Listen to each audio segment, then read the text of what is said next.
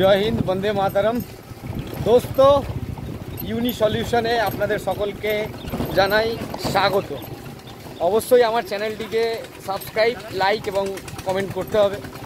তো এখন আমরা চলে এসেছি মুর্শিদাবাদের এক সুন্দর গ্রাম যাচ্ছি। এই গ্রামটার নাম জানি না কাকা, এই গ্রামটার নাম কি হবে? বাজারশো। এই কিন্তু স্টেশন, এটা আমরা বাজারশো স্টেশনে নামলাম। তো এখন আমরা যাচ্ছি লোহাদহ বলে একটি ঘাট, মানে ফেরিঘাট। তো সেই ফেরিঘাটে আমরা যাচ্ছি, ফেরিঘাটের উদ্দেশ্যে। তো সবই ঠিক আছে, কিন্তু রাস্তাঘাট একটু মানিয়ে নেওয়ার মতন। গ্রাম তো গ্রামই হয়। তো যাই হোক, ওভারঅল আমরা যাচ্ছি কাঞ্চনগড়িয়া গ্রামে। আমার মাসির ছেলের বিয়ে আছে। তো আপনাদের সকলকে ওখানে স্বাগত জানাই। দেখতেই পাচ্ছেন পুরো গ্রাম্য পরিবেশ, মানে জাস্ট ভাবার বাইরে এই পরিবেশ। আপনাদের নদী পর্যন্ত সঙ্গে রাখবো, তারপরে নদীতেও সঙ্গে রাখবো। ওই যে ওই দিকটাতে নদী, এটা কি নদী আপনি জানেন? বাবলা নদী। এই কাকা বলছেন এটা বাবলা নদী। কাকার গাড়িতে করে আসছি। কাকার নামটা জানা হলো না কাকা? নেপাল দাস। তো আপনারা বাজারশো, কাঞ্চনগড়িয়া আলটিমেট এই অঞ্চলে এলে এনার টোটো করে আসবেন, কোনো অসুবিধা হবে না। কাকা খুব ভালো লোক। দেখতেই পাচ্ছেন এখনো এখানে তাল শাঁস কচি কচি,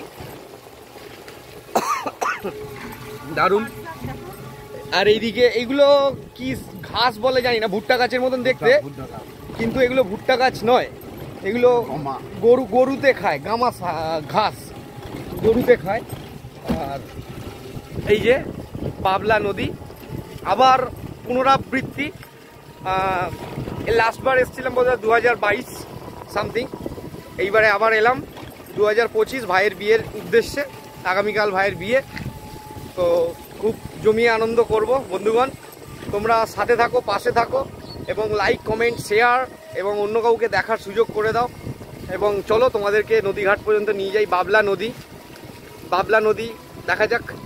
তো এই হচ্ছে ফেরিঘাটের টিকিট কাউন্টার। ওই পারটা হচ্ছে লোহাদহ এবং এই পারটা হচ্ছে ইসমাইলিপুর। তো এইখানে টিকিট কেটে তারপরে ঘাটের উদ্দেশ্যে যাওয়া হয়। তো আপনাদেরকে ঘাটের কাছে নিয়ে যাই। এই যে এইখানে একটি নৌকো, বেশ বৃহৎ আকৃতির নৌকো রাখা আছে। এই বাইক, ট্রাক্টর সমস্ত কিছুই এর আগের বারেও আপনাদের ভিডিওতে দেখিয়েছিলাম যে এইখানে সমস্ত কিছুই নৌকার মাধ্যমেই পারাপার হয়। তো আমার চ্যানেলটা অবশ্যই সাবস্ক্রাইব, কমেন্ট, শেয়ার করতে ভুলবেন না। এই ওপারে বর্তমানে নৌকাটি রয়েছে। তো ওই পার থেকে নৌকা এই পারে এই ঘাটে লাগলে তারপরে আমরা আবার ওই পারের উদ্দেশ্যে রওনা হব। তারপরে আবার টোটো, তারপরে মাসির বাড়ি। এই সেই নদী বাবলা নদী। ভরা বর্ষা, আষাঢ় মাসের প্রায় শেষের দিক, তাও মোটামুটি জলের সেরকম উত্তাল নেই।